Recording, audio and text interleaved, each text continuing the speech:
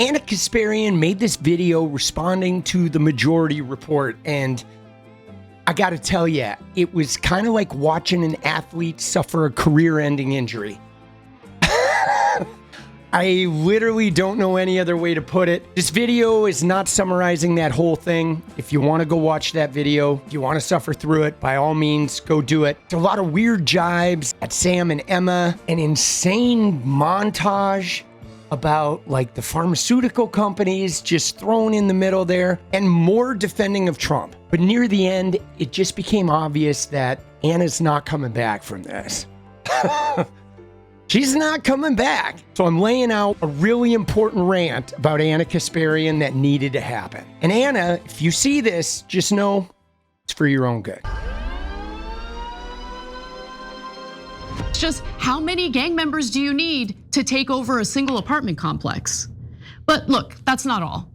Does Emma have the integrity to admit that she was wrong to gaslight everyone about Los Angeles Mayor Karen Bass's austerity measures, namely her decision to cut the budget for a fire department that had already been chronically short-staffed and underfunded? Dude, Ana just thinks she is cooking, bro.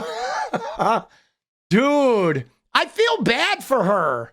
I do. I feel bad for Ana, because it's like, here's what it is it's very clear and obvious to everybody that Ana is like doing a major fucking shift. Her tone is so different. Her tone, I mean, 4 years ago, she was defund the police, and now she's like, the gang members are taking over the building and you're not taking it seriously enough. Like, she is clearly off her rocker. She's way different than she was. Ana has changed massively. And yeah, she's getting clowned for it, as she should. She deserves to be clowned for it, because if she's gonna do that right-wing shift, she should just own it.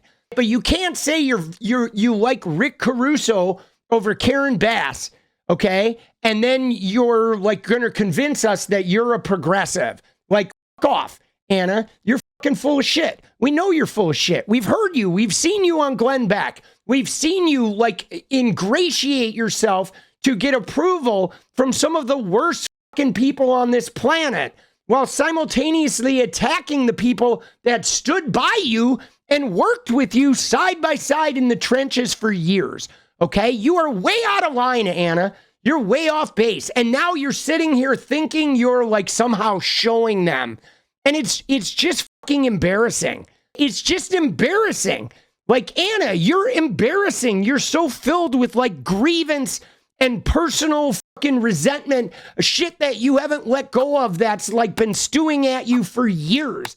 And like, you're obviously like miserable, and to the point of where you're not even doing a good job anymore. You're not even good at what you do anymore. You're just angry and petty and slighted and like trying to one up, but you don't even have any passion. You know, you don't even have any passion left. You're just like desperate and sad. It's like, my God, go get some Ben and Jerry's and go fucking, I don't know, do something else. You know what I mean? Go fucking get a job in the Trump admin, or be a towel girl at Mar-a-Lago or some shit. Earlier this month, ABC News had this headline, quote, ICE carries out raid in Colorado, 100 members of Venezuelan gang targeted for arrests. Alleged members of Tren de Aragua were arrested at an Aurora apartment complex. So I'm just really curious, super curious. Is ABC News funded by Polymarket, and that's why they're reporting these news stories? Are they making it up? Dude, I mean, she's still on the Polymarket thing. Like, you see that? Like, how she, like, her real animosity is that she's mad that they called her out for the Polymarket shit. And now she's like throwing the Polymarket in with the ABC, but that's that like pettiness. Like, Ana, taking money from Polymarket ended your progressive career. Like, let's face it. When you took money from Polymarket, you ended your fucking career. You may as well have taken a donation from Donald Trump himself or the fucking Heritage Foundation. Like, that ended your career, okay? It may not have ended it yet. You're still hanging on by a thread, but you guys are fucking done. The minute you sat in a studio that your viewers bought as part of the independent media, and in the middle of an election with Peter Thiel's boys being the other side, and you started calling yourselves Polymarket Studios, you fucking ended your own career right there. You may as well have just screamed the N-word and the F slur at like some fucking people. It would have been the same shit. Like, what are you even talking about? And therein lies the heart of the issue with Majority Report. Anyone who has a thought or belief that deviates even slightly from their doctrine is just a right-winger. And right-wingers could never make any legitimate points, right? Never. Yeah, that's the first thing I've agreed with her. She's right. Right-wingers cannot make any legitimate points. Right-wingers are all fucking assholes. I agree with that. Thank you, Ana. We must all worship the all sanctimonious Majority Report and their ideological dogma at all costs, even when there's evidence proving them wrong. Oh shit, ideological dogma now. Well, I will say this.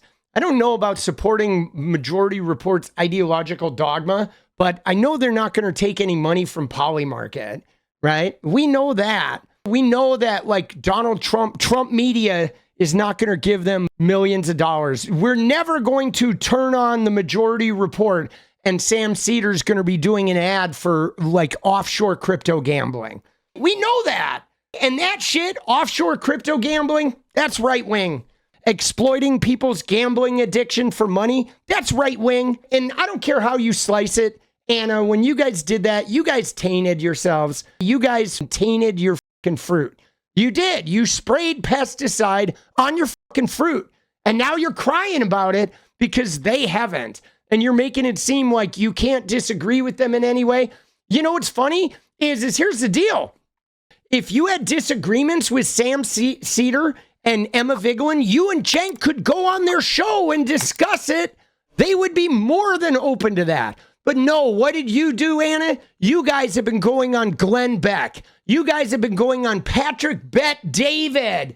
You guys have been going on, to AmFest and begging Charlie Kirk to go have a beer with you. You guys never went on the show. I'm sure Sam and Emma would have hosted you and Cenk. I bet they would have gotten together with you. But like, no. Next thing you know, you'll have Andrew Tate on talking about the Democratic failures. Like, Ana, you literally have fucking lost the plot, okay? At this point, it's like, it's sad. Like, I think I speak for a lot of people when you should just shut up. You should literally stop broadcasting. Like, go on an extended vacation. Go fucking raise a puppy or something. Or go have a kid. I don't know. Go like beat up some birthing person somewhere on a fucking beach with a pina colada in your hand. Do something, anything, but embarrass yourself here. Like, you're just fucking embarrassing at this point. It's like, although I it's can't hard to decide if watch. people like Emma are really this cultish with their politics, or if they're just terrified by their own audience. DSA Josh, I live on the west side of LA. All the criticism that conservatives are directing towards Mayor Karen Bass is 100% motivated by white nationalism and violent misogyny. They're fascists, full stop. Hey, DSA Josh, you're unhinged. And guess what? I'm elated that you watch Majority Report. They deserve you. Dude, what the fuck was that? That's absolutely true. Karen Bass and the Rick Caruso. It is 100% white nationalism. The Proud Boy presence showing up and beating up parents in Glendale. The white nationalists trying to flip California because it would mean fucking Republican presidents every single year if they could flip California.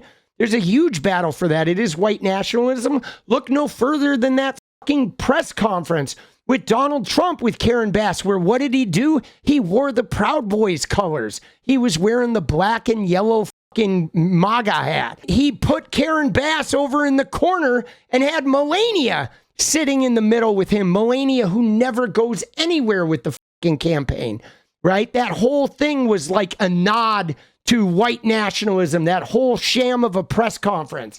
And fucking Ana, for you to be too fucking ignorant to like pay attention to that shit, like, man, you're despicable. It's like, it's fucking despicable, man. As for TYT, we're gonna correct the record when we get something wrong. And I'm positive it will happen again in the future. Because we're human. And guess what? Humans make mistakes. We're human. Emma is also susceptible to making mistakes. And that would be totally fine if she showed a modicum of humility and corrected herself. Instead, she plays the role of hall monitor. She polices what one can say, what they should believe, who they can talk to, and what they can talk about. It sure is ironic for someone who claims to loathe cops so much. But that's the role she and others like her play in the left wing, and everyone's sick of it. Dude, wow. That is something else. She is like off her rocker. It's really hard to watch. I mean, I never see any joy in her and Cenk. I don't. I see zero joy. What is up, guys? Thank you so much for watching. You like the video, you want to support independent resistance media, you know what to do. Drop that sub, hit the like button, and please share it. And we do love our members, so if you want to become a member, it's another really great way to support. Thanks again for everything, guys. I'll see you next time.